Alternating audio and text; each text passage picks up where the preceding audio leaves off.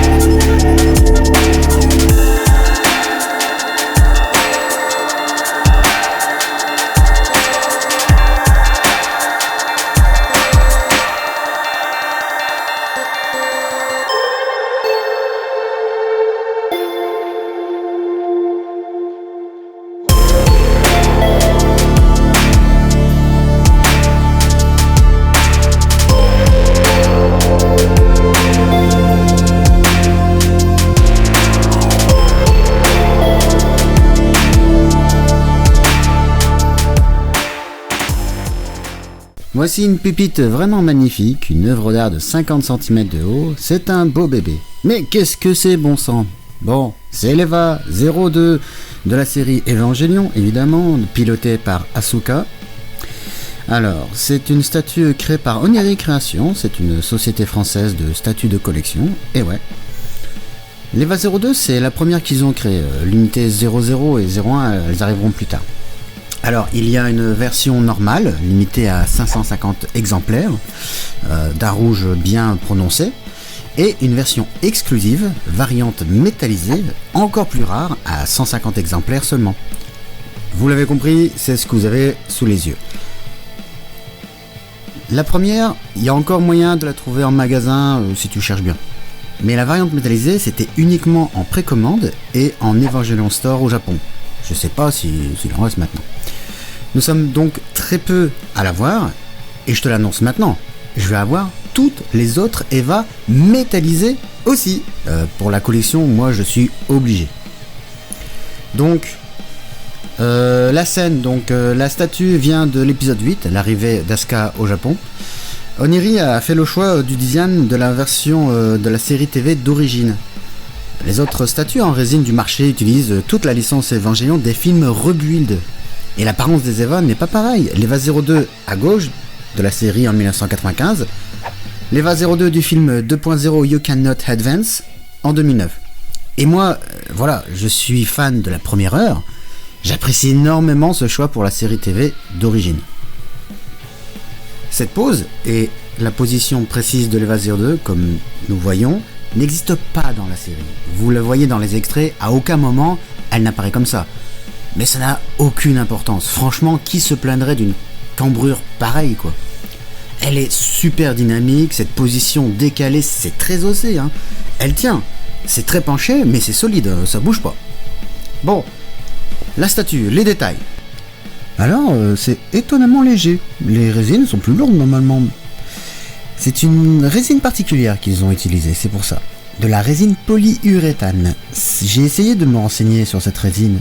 Ce que je lis sur ses avantages, en gros, c'est sans odeur et c'est non toxique, bonne résistance thermique, très faible viscosité. Je lis aussi, c'est plus léger qu'une résine ordinaire, c'est plus solide aussi. Bon, par contre, solide, j'ai pas testé, mais on va les croire. Et les finitions sont plus précises, donc tant mieux, moi ça me va. L'Eva en elle-même, j'ai cherché, je ne trouve pas de défaut sur la peinture. C'est propre, c'est lisse. Les couleurs sont bonnes, c'est conforme à l'Eva 02 d'origine. Je ne vois pas de dépassement, la tête est nickel, le mecha est bien proportionné. Les inscriptions sur les bras sont fidèles, ça dépasse pas, on voit bien l'armature, l'assemblage de l'armure, les trous pour les vis, j'apprécie l'emboîtement des couches de protection du mecha. On a vraiment la vision des engrenages du robot et ses articulations. Ils ont rien oublié des détails de la silhouette de l'Eva. Pour moi, tout est là, 10 sur 10. La peinture, évidemment, cette peinture métal qui donne un plus. Il y a du dégradé, c'est bien réparti. Là, on a un vrai mecha de métal. C'est classe, ça brille. Je suis ébloui. Moi, la lumière rebondit sur l'Eva. Elle renvoie de l'éclat. C'est magnifique. Ça aussi, 10 sur 10. Maintenant, les vagues. J'adore. J'adore l'eau. On le voit bien, à la fois transparente et bleue. C'est très crédible. Plus clair derrière, plus d'écume par devant. Le liquide cristallin est translucide. On y croit. C'est la mer, c'est l'océan, pas de doute. Franchement, ça va. C'est bien. Une grosse partie de la statue, le porte-avions. On le voit pas forcément, mais il y a plein de petits détails amusants quand on contemple la sculpture. Ici, là, on voit le poids de l'Eva 02 qui écrase le pont d'envol sous ses pieds. Ça craque le bitume. Les ancres des deux côtés de l'avion. Ça, j'adore. L'avion de chasse qui tombe à l'eau à cause de l'atterrissage du mecha. Ça aussi, c'est un petit... C'est vraiment rien du tout, hein, mais ça rappelle la série, hein, encore une fois, de tous les avions qui tombent. C'est sympa comme tout. Moi, j'adore. Et cette cape. Bon, en fait, c'est le drap de protection qui recouvrait l'Eva dans les cales du bateau. Parce que Asuka, reine des badass, on la connaît, elle la porte comme une cape façon Hokuto no Ken. D'ailleurs, ça ne m'étonnerait pas que les animateurs de la série à l'époque aient fait ce clin d'œil exprès. Bref, le drap, elle fait la moitié de la statue. C'est la touche classe en plus. Elle donne une profondeur à la sculpture, la cape a quelques effets de déchirure sur les bords, très légèrement. Nous avons un beau dégradé de la couleur entre le blanc, le beige, le gris. C'est très réussi, moi j'adore. Allez, franchement je vais faire un petit chipotage. C'est une cape un peu trop épaisse. Si l'Eva la porte sur les épaules, on le voit, ce serait vraiment trop chargé et corpulent. Mais après tout, bon, on va dire que c'est logique parce que sinon ce serait trop fragile et cassant. On a l'effet énergique, on a le mouvement, donc c'est validé, ce n'est pas grave. Ici, on met un petit bout de vague pour cacher le trou qui soutient la cape de base.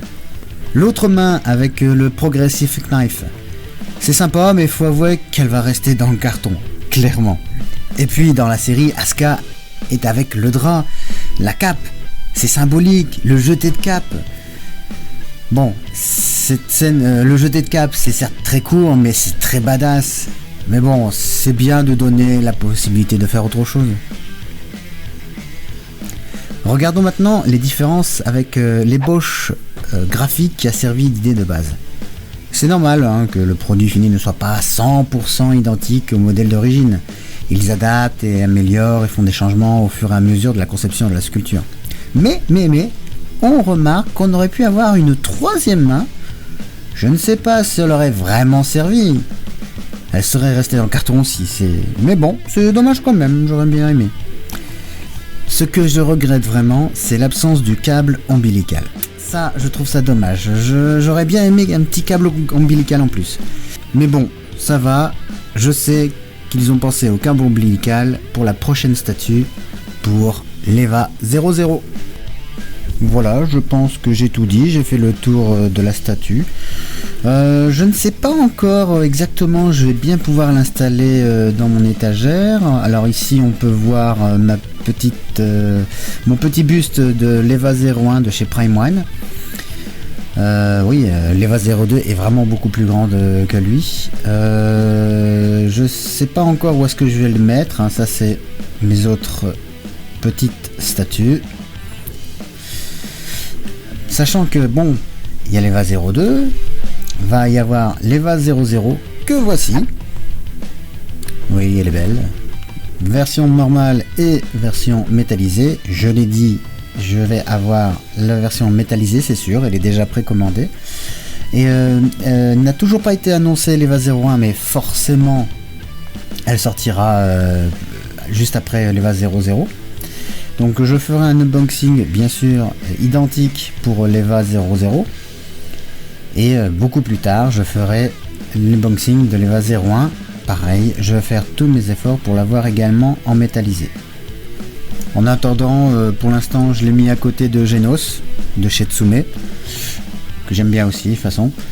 Je ne sais pas encore, parce qu'il faut vraiment pouvoir caler les 3 EVA l'une à côté de l'autre. J'ai pas énormément de place, parce que c'est vraiment des statues énormes.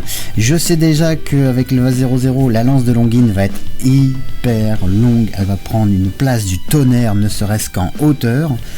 Bref, nous verrons bien, je vais m'arranger, je ne sais pas encore ce que je vais faire.